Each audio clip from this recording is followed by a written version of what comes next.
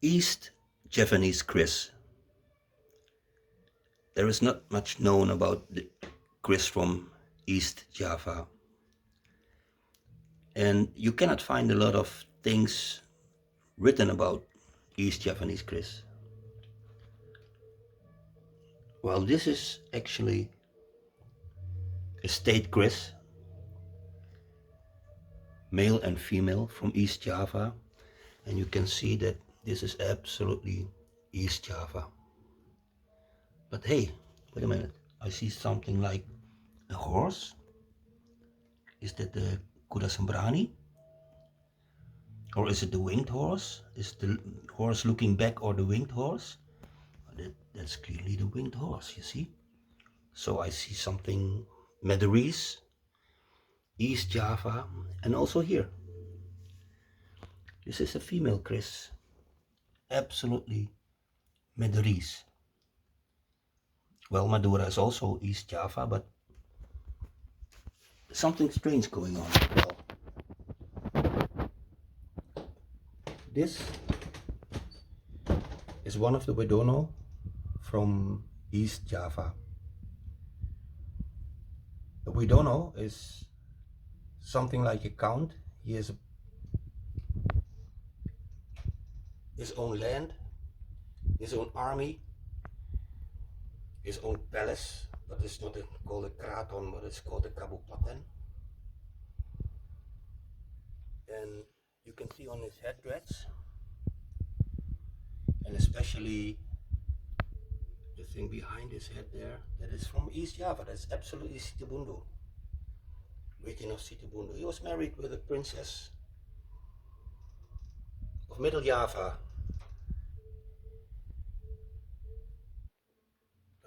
And you see here, her in the middle again,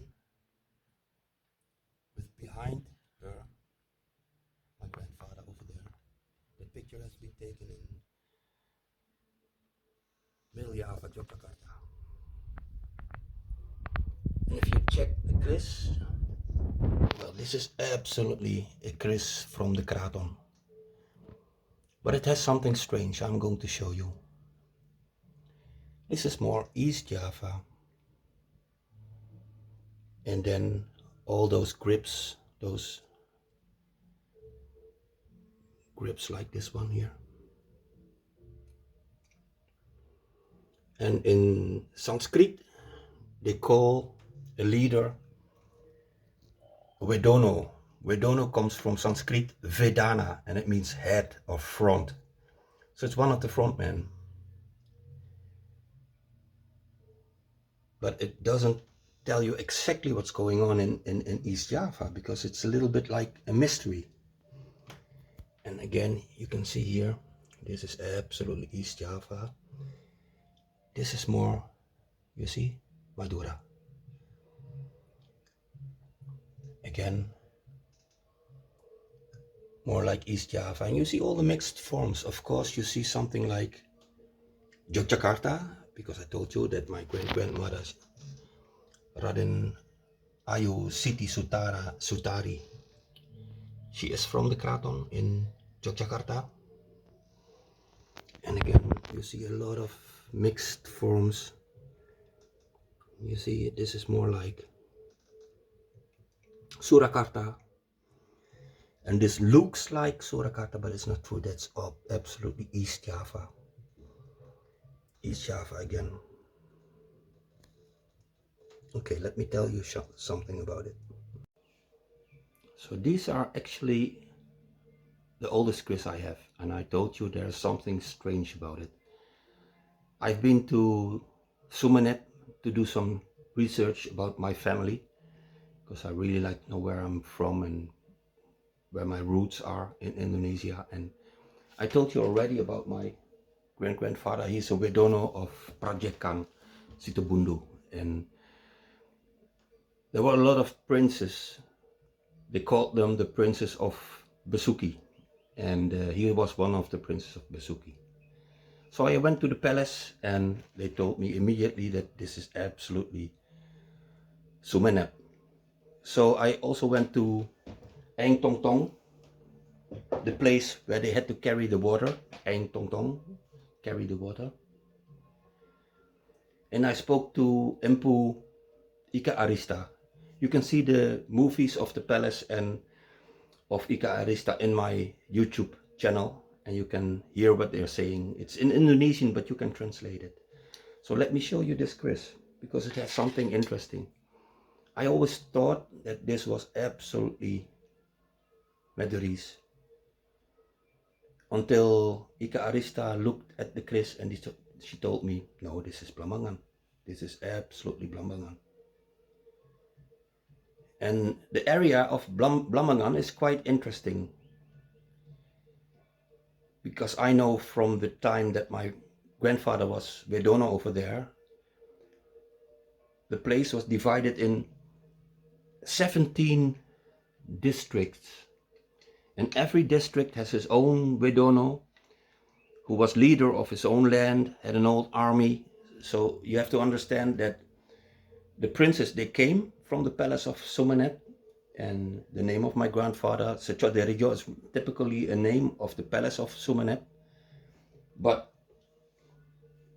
okay, Madurese, but living in East Java. And this kris also, you can see clearly with the dragon. Well, this is a well-known grip. And the winged horse over here. It's not the horse looking back. This is the winged horse. You see, this is the winged horse. And you can see the army epaulets over here and the crown. And I was there, and the prince told me that, especially in the old time, since 1600, the princes of Madura, they married Dutch wives. So they also married some wives from Middle Java. So like my grandfather, you know, Surakarta, Yogyakarta, but also from the island of Iron, Sulawesi. And if you check this kris, and that's quite interesting, I always thought that this kris was West Java, and there was absolutely a link between West Java, Banten, if you look also at the kris, the shape of the kris, and Blambangan. But this is also Blambangan. So the shape looks very much like West Java, but it's also Blambangan. And something typical, it is smooth, just like the blades of Bali. You know, in Bali, the Balinese blades, they are very smooth, just like this. So again, standard of the palace of Sumenep, but a blade coming from Blambangan, looking very much like the blades of Bali. Well, let me show you something about the region, because the Dutch, they made a government paper every year, and in the government paper you could see that the region of East Java has been divided in 4 different parts. And if you check this over here, then you can clearly see that this region with the 4 parts, well, so you got Sitabundu, where my grandfather comes from, Bondowoso, Jember, and Banjuwangi. Banjuwangi is also the primal city of Blambangan. And if you check Java over here, then you can see that this is exactly the line where Hinduism was still alive in Java. So Mataram, they conquered Majapahit, and Blambangan stayed independent, let's say, until 1690. Well, let's go back in time. So when Majapahit started, it was clear in the period of Majapahit that the king of Majapahit was also founded with a prince of Madura.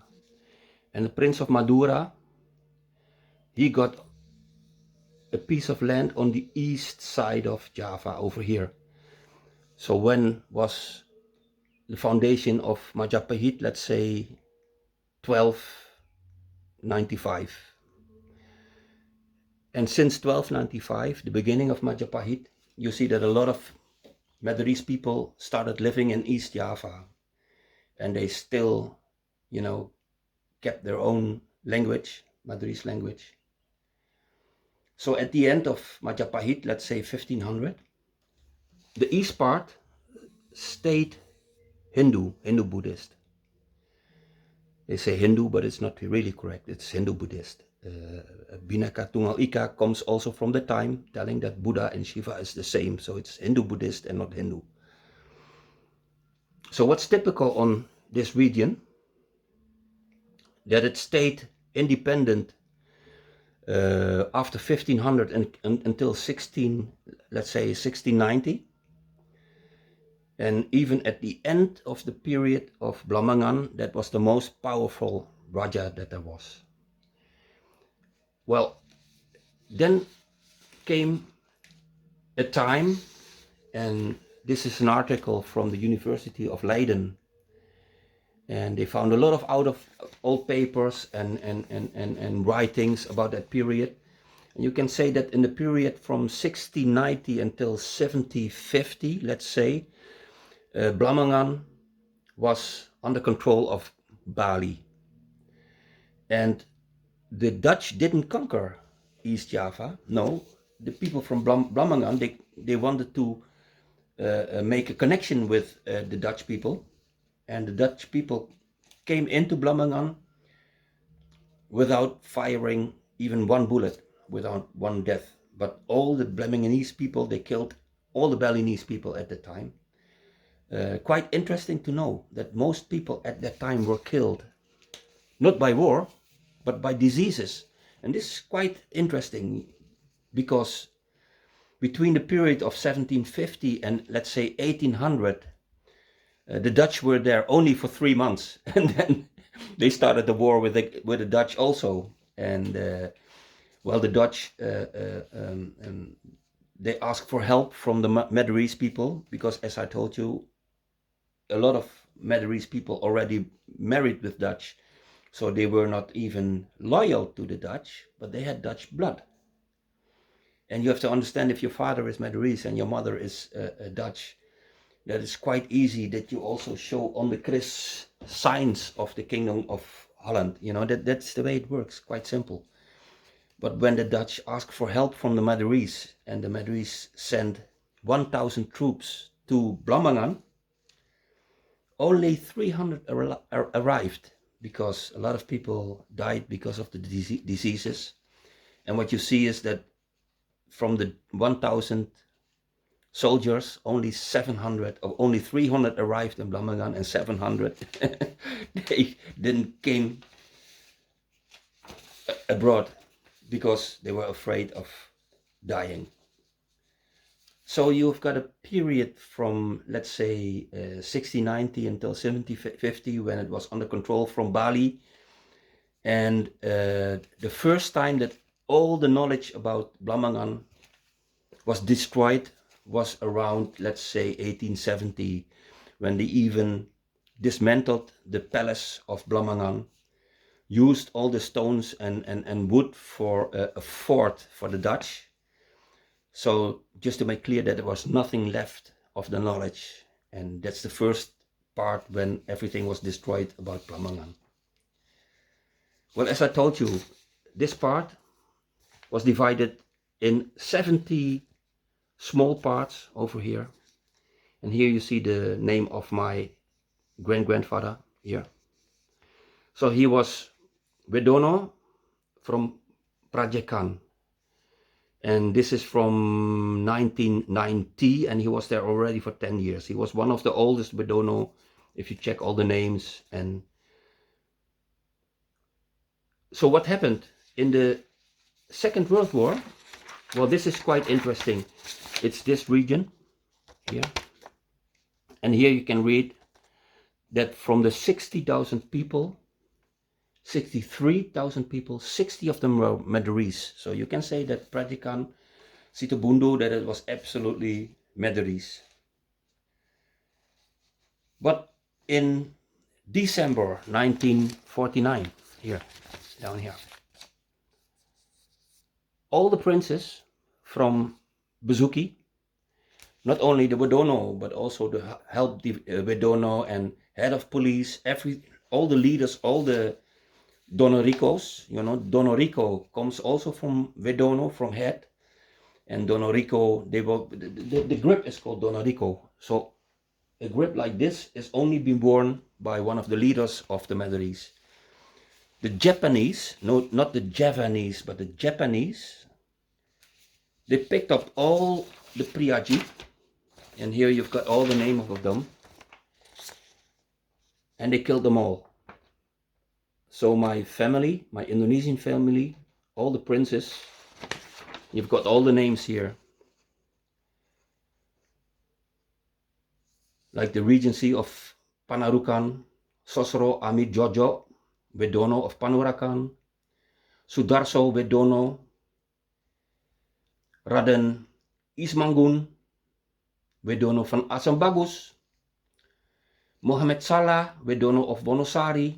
Well, it's a big list. They've killed them all. And again, for the second time, all the knowledge about East Java has been gone. So the first time it has been destroyed by the Dutch, and you were talking about 1770, 1760, 1770. Interesting to know this, that a lot of people say that Hinduism was already there. Well, what we know is that the body of Raden Willis, very important person because he was probably one of the first who gave resistance to the Dutch. Willis, when he was buried, so not burned like most Hindus, but buried, they also say that he didn't eat pork meat. So you can say that there was something like Muslim coming into that part of East Java around 1770. I'm sorry, 1770. So a lot of it has been destroyed, but you can see a lot of influences back in the Keris of East Java. Well, I'm very interested because it means that there should be 17 different standards about the Keris, because every Wedono had his own home and his own army, and it looks like, you know, I've been in Madura, they could tell me immediately on the headdress, well, that's Situbondo. So it means that there should be some knowledge about also the Keris in that region. And let me show you some interesting parts of the Keris of East Java. And I really like to get in contact with people who know a little bit more about my heritage. And of course, I've read a lot of things like that. You know, I'm not a collector. I'm not a collector. I'm not interested in all those changing things like Dapur and Pamor, etc., etc. No, I'm more interested in the history and keeping the traditions alive. But let me show you some movies.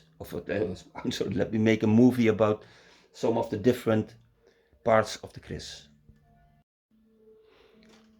Okay, the first Keris I want to show, you can see that this is typical Madurese.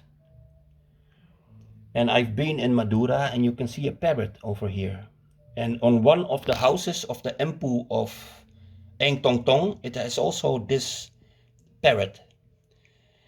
And it means that this Madurese person is coming from the island of Kambing. And you see a lot of parrots over there, but it's a special type of parrot. And that's typical for the Madurese people coming from Kambing. I've got it from Eng Tong Tong over there.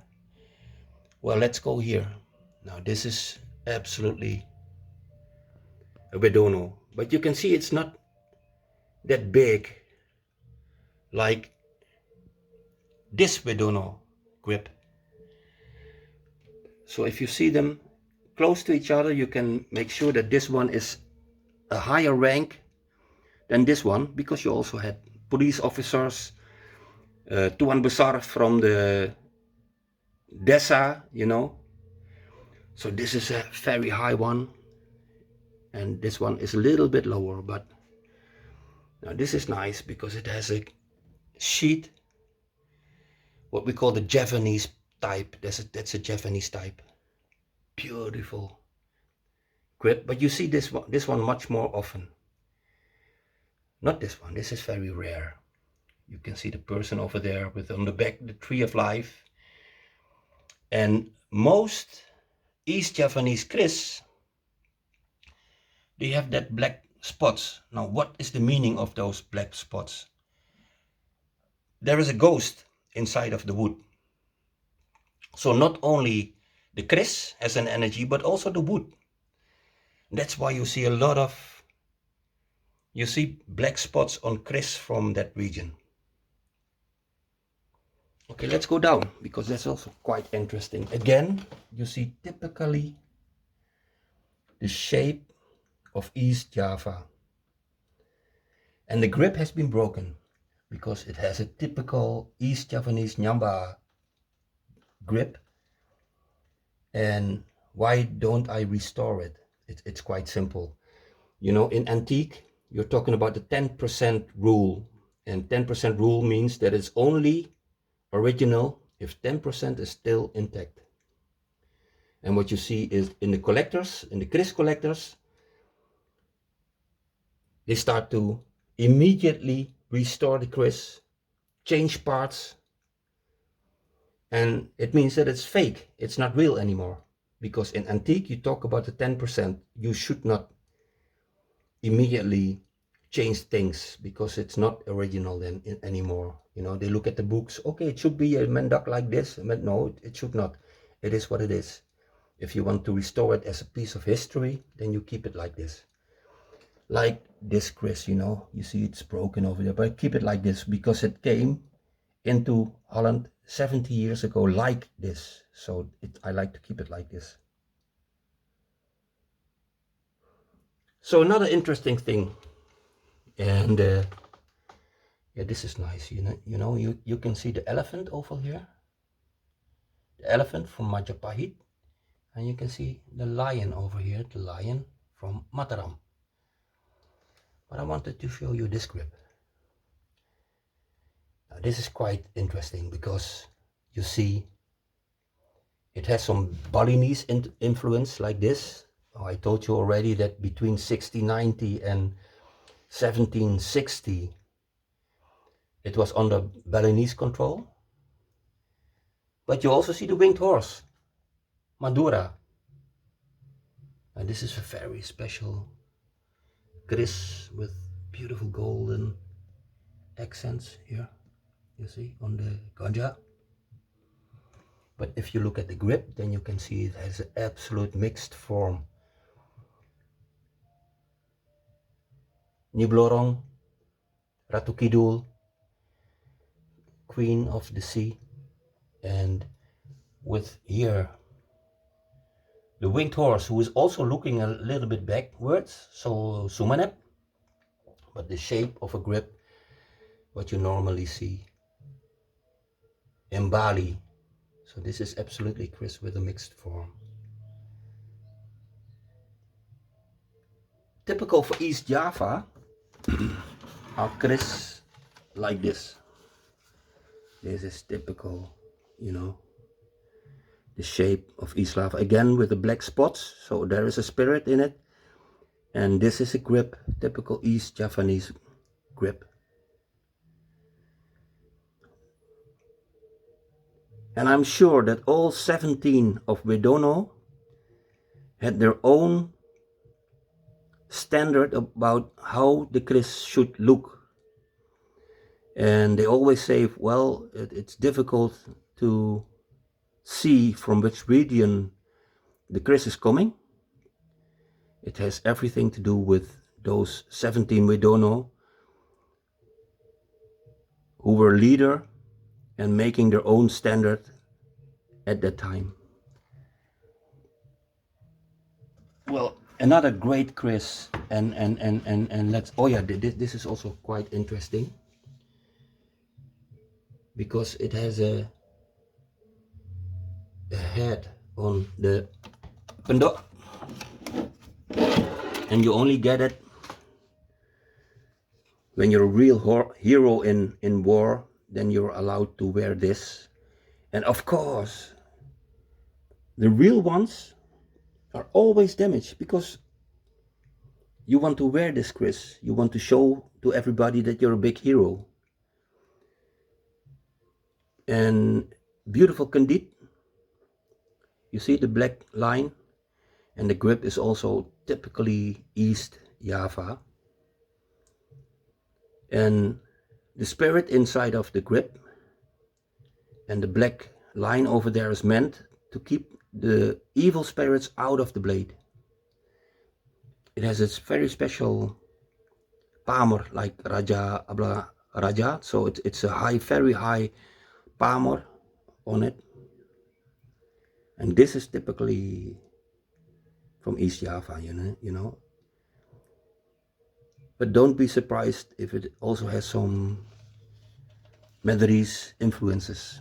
Well, look at this Keris here with all the spots. And I told you already that the spots, it's about a spirit inside of the Keris. Well, I cannot give all the answers of the East Javanese Keris. I only can tell you that my grandfather was one of the Widono there, and I really like to do some research and go back to Indonesia again to find out more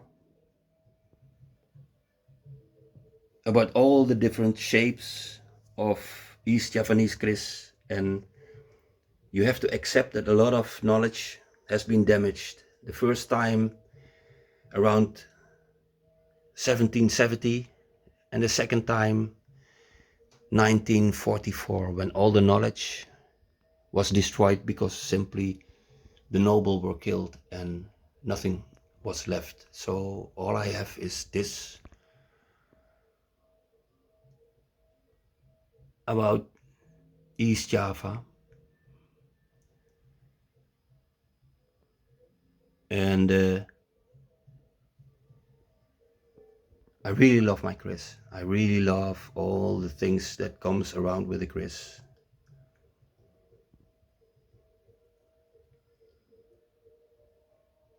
I want to thank you for listening to this